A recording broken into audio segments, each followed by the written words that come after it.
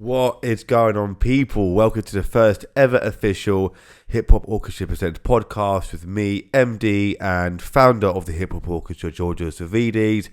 And a quick little heads up before we start is, about me quickly, is 1, I talk too fast, B, I mumble, and 3, I repeat myself too much, so I apologise, dyspraxia, cheers. But in the meantime, let's get out of the way and get started. So, yes, this is the first ever episode of the Hip Hop Orchestra Presents with me, MD, and founder of the Hip Hop Orchestra, Georgio Savvides.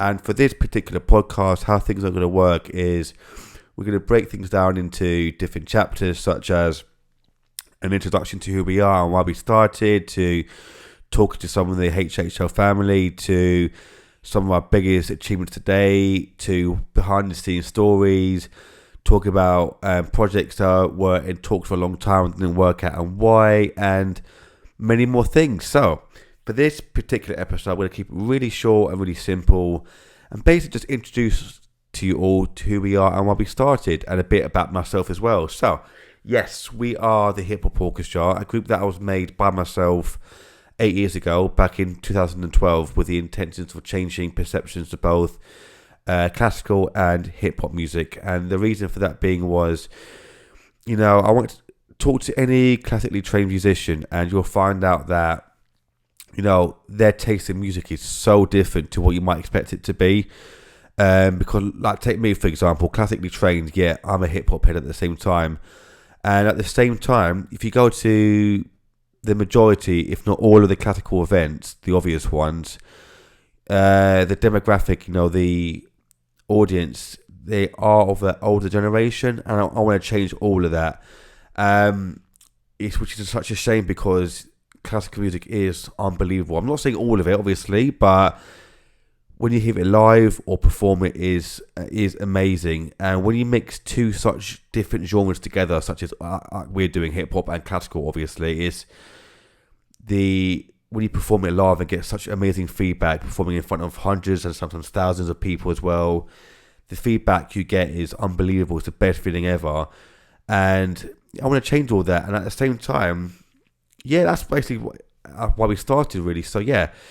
But in the 8 years that we've been together, we've done some really amazing things, such as performing at Maidaville Studios for BBC One Extra with people such as AJ Tracy and Jammer from BBK, to giving a TED Talk, to winning a major award through Virgin called the Impatience is a Virtue Award, to getting to the quarterfinals of Britain's Got Talent in 2018, which I'll talk about in another episode, actually, because I want to kind of call them out on a couple bits, so watch out for that episode. And worked with people such as Lethal Bizzle, to Big Zoo, SBTV, Lady Leisha, Mike Righteous, and so many more things. So yeah, that's basically the quick recap of as to why we started. And I want to also talk about how we started. So I had this idea years ago, actually, in the second year of college when I was 17, so 15 years ago now. Back then, like I said, I've always been a big hip-hop head whilst being classically trained, and I've always kind of imagined certain hip-hop tracks and dreamed about how they would be performed live by an orchestra, because there's certain hip-hop tracks that use big orchestral influences, and this is one track in particular that I used to be obsessed about. It's called Why Me by Cuban Links and Fat Joe, which is a really powerful and epic track, and it uses really big orchestral sounds and an orchestra in it. And I kind of always wondered how that would sound live with an orchestra, not just hear it on the track, but actually perform live. And I saw that no one was really doing on a regular basis. I saw like a couple of little minor performances and seeing not just solo violinists or musicians playing over a track, which is amazing, which I love as well, but not really a proper orchestra doing it live. And yeah, that was what was in the back of my mind, was starting one myself. And whilst I was at college, I started to get into composing and producing, and for years I wasn't really getting into it. So I put the idea of a hip hop orchestra in the back of my mind without thinking about it. And it wasn't until 7 years later, when I was 24, that this idea for hip hop orchestra came back to my mind again, and thinking that's actually a bloody amazing idea. So I was talking to family members of mine, friends, and all of them said that's a really good idea. That's amazing. Go for it. And as much as I love getting feedback of family and friends, it's always good to kind of go out of your circles to get other people's sort of feedback as well. Because if people outside of your circles, people that aren't your friends or family who don't know you that well, if they're honest with you and say, look, that's a brilliant idea, then you know into a winner. So I did my research once again so that no one was doing what I was doing. And I saw there was an opening in the market for something like for a hip hop orchestra. I created pages, social media pages. I put the word out on social media. I said, look, I want to start a hip hop orchestra. Who wants to join me? I was also used to scout for a different kind of musicians, string members to drummers to bassists to so much more, beatboxers as well, and also DJs as well, because I want to add a kind of hip hop element to hip hop orchestra. And I thought a DJ and a beatboxer, which are kind of key factors of hip hop, I want to add those to the hip hop orchestra.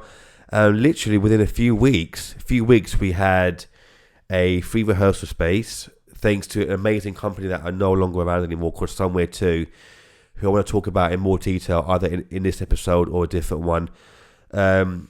Somewhere To, and a really good friend of mine, close friend called Joseph Gray, who I absolutely love to bits. He's an absolute legend.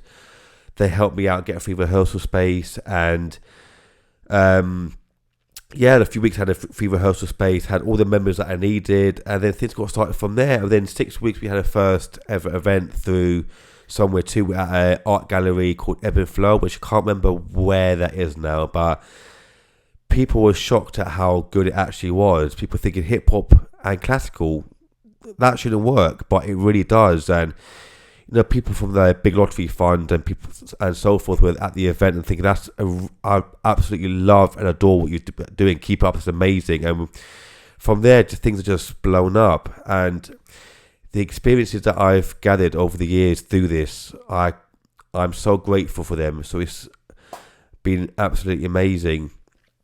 And I want to talk about exactly what I do in the orchestra as well now. So, like I said at the start a couple of times, I am the MD and founder, but I'm also the composer, pianist, and sort of conductor of the orchestra as well. So, what do they all mean? Let's talk about the MD first. So, as an MD of the hip hop orchestra, it's my job to sort of find the right musicians, which I've got now obviously through years of building a catalogue of musicians and people. It's my job to bring together the right musicians for the right events, to actually find the events themselves, to get the rehearsal spaces, dealing with all the emails, documents, contracts, and so forth. That's just one part of my job in a nutshell. Composer, that's an obvious thing. So I write out a lot of the parts of composer tracks for the members to play. We discuss ideas as well about other bits as well. That's one part. Now, I say conductor, I don't really call it conductor. Well, I did call it conductor, but in terms of conducting, I just help bring the group together and tell other people to when to come in, such as the singers, to sometimes the beatboxers, to the brass members and so forth. I tell them when to come in, how about this idea, come in that bar and so forth. And being the pianist, I also perform at the same time as well. So my hands are literally everywhere. It's manic, but I do all this whilst being a full-time music teacher as well and a tutor. So my days are fully booked out all day. I get up at 6:30 in the morning. I don't go to bed until at least 11 at night. So, but I would not complain at all, because what I do, being a teacher, being an inspiration through teaching and tutoring to everything with the orchestra, I absolutely adore it all, and I would not change it for the world. But that's kind of just a short introduction to who we are and why we started. And in other episodes, like I said, we're going to delve further into other subjects as to, talk about our biggest achievements to date and talk about them in further detail, to talk about projects that were in the pipeline for so long, with this close to happening, and why they might have fallen through, or why they did fall through, talk about some of the people I met along the way, to talking with the HHO family. And yeah, just take it from there, really. But I hope you really enjoyed this first episode, and peace. Take care.